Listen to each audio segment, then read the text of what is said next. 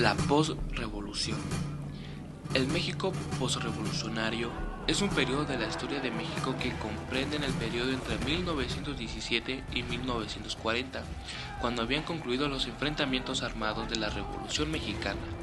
Este tenía la intención de iniciar o crear una revuelta que cambiase lo que ya había sucedido durante la Revolución Mexicana. Luego del asesinato de Álvaro Obregón, presidente reelecto, el Congreso designó a Emilio Partes Gil como sucesor de Plutarco Elías Calles.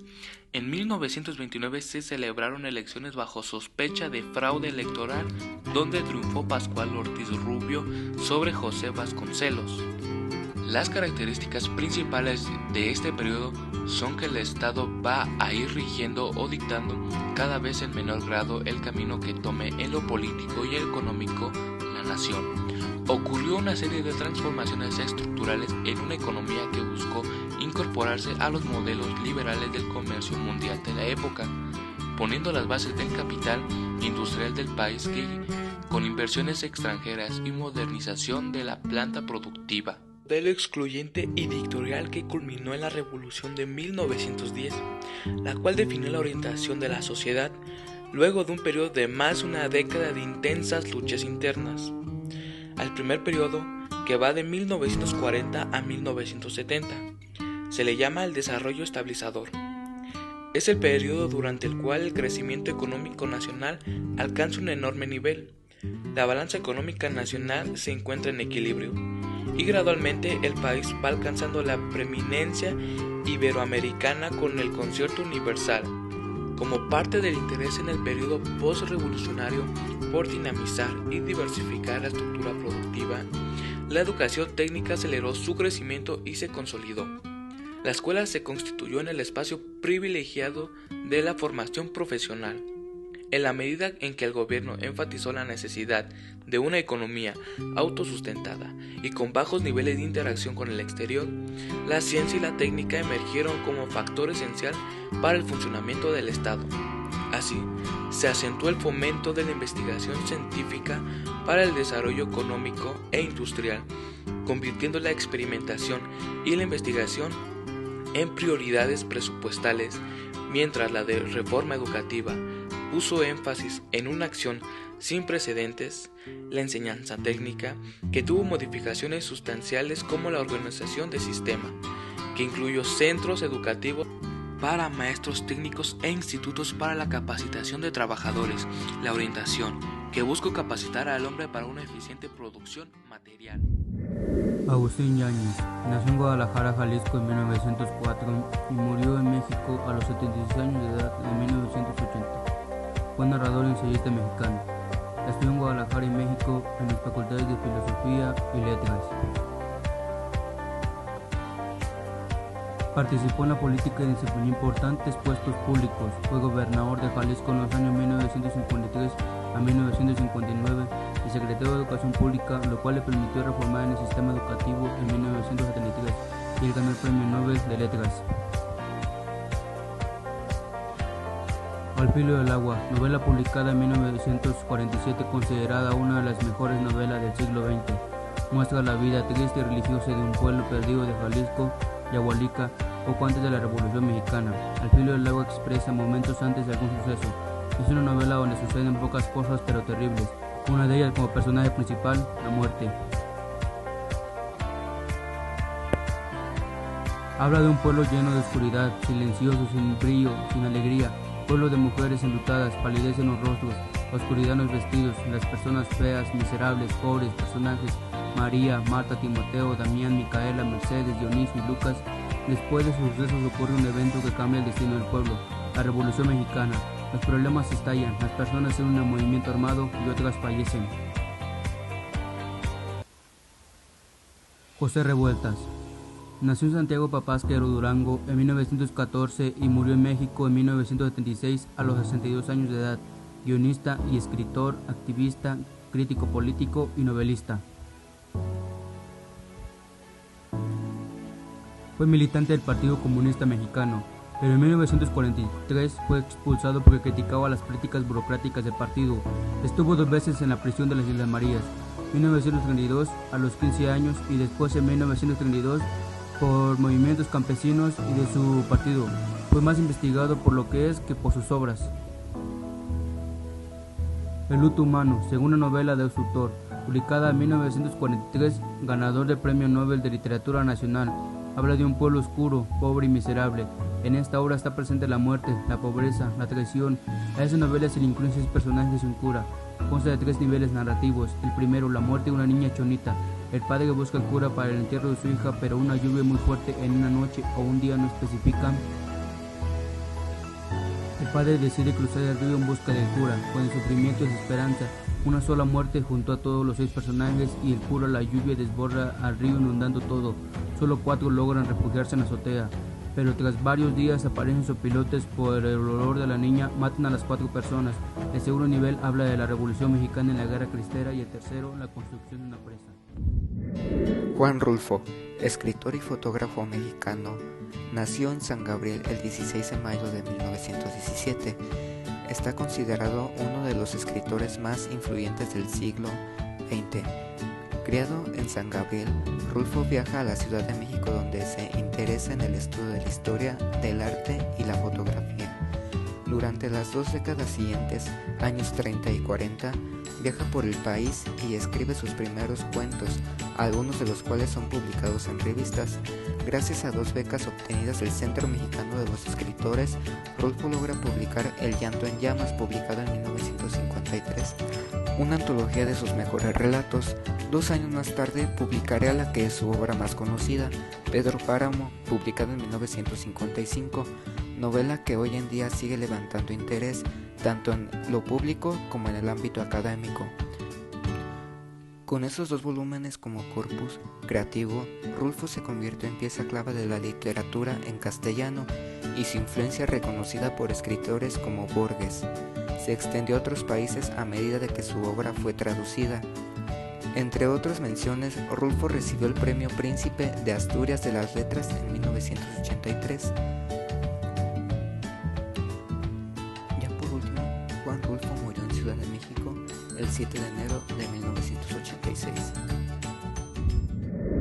Carlos Fuentes nace el 11 de noviembre de 1928 en Panamá, donde su padre comenzaba su carrera diplomática como representante de México y posteriormente fue trasladado a Washington.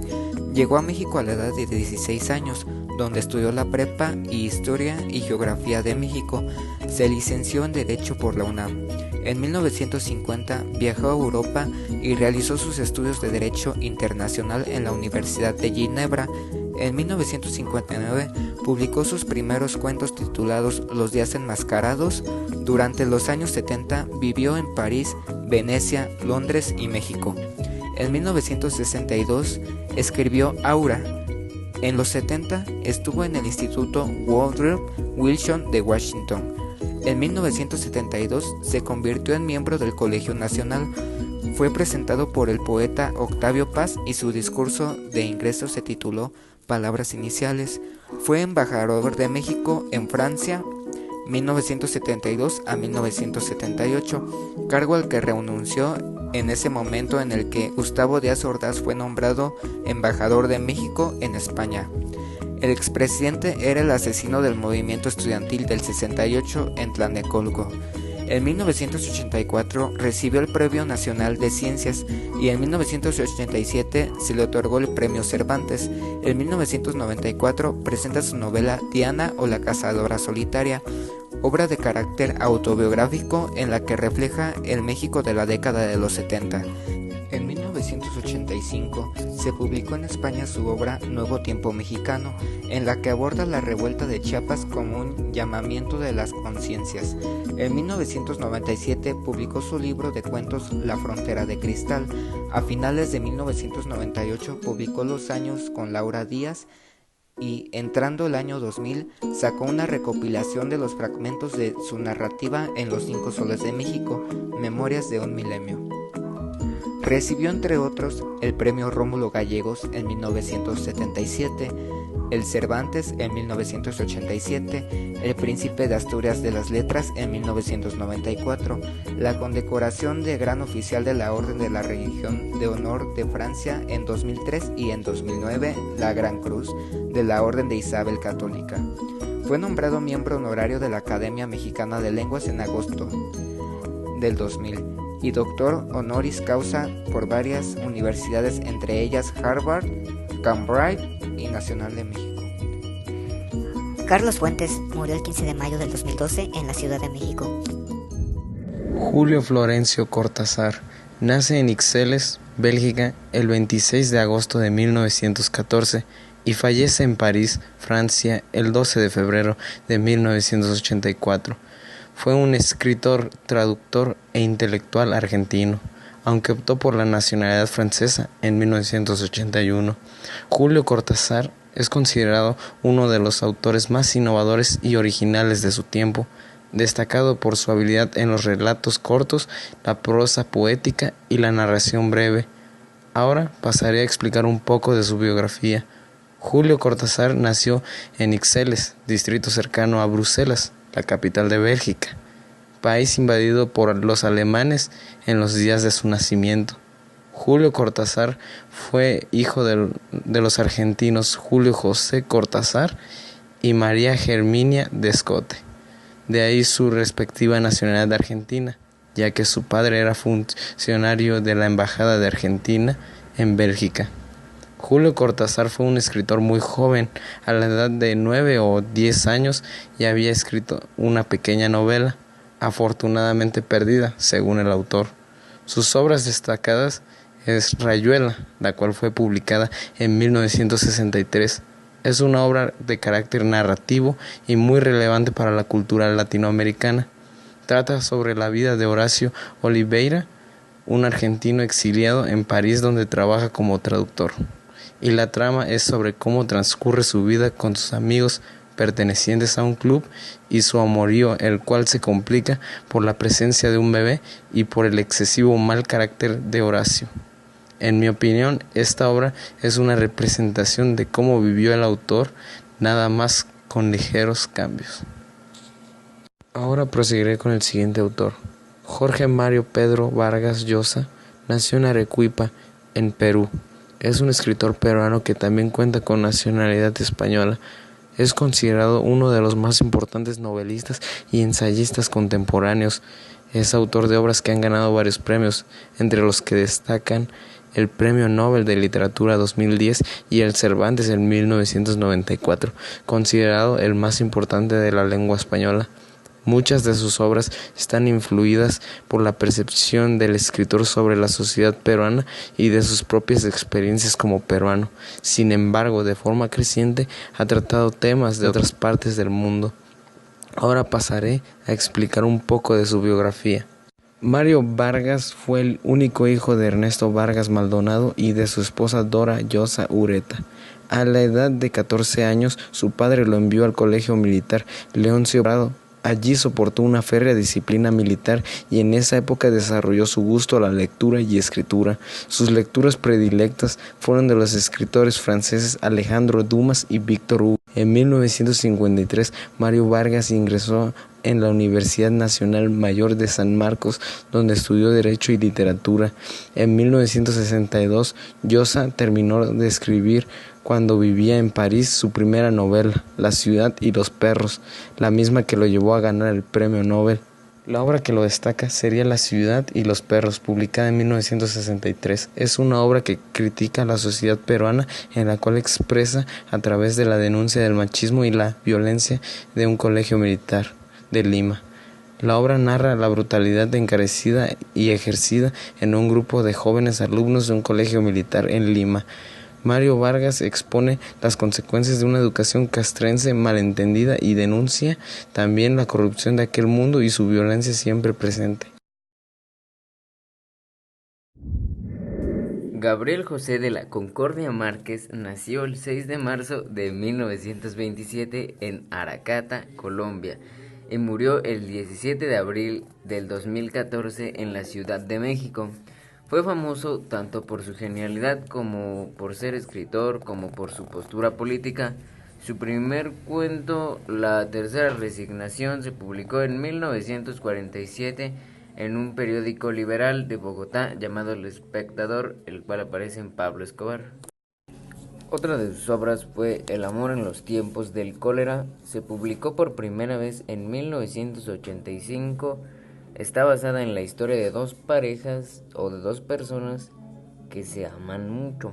En el 2013 fueron de sus últimos trabajos. García Márquez publicó el libro de memorias Vivir para contarlas.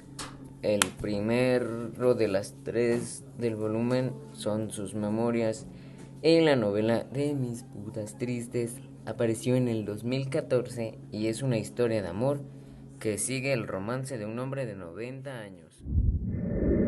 Jorge Francisco Isidro Luis Borges Acevedo nació en Buenos Aires el 24 de agosto de 1899 y falleció el 14 de junio de 1986 de cáncer hepático.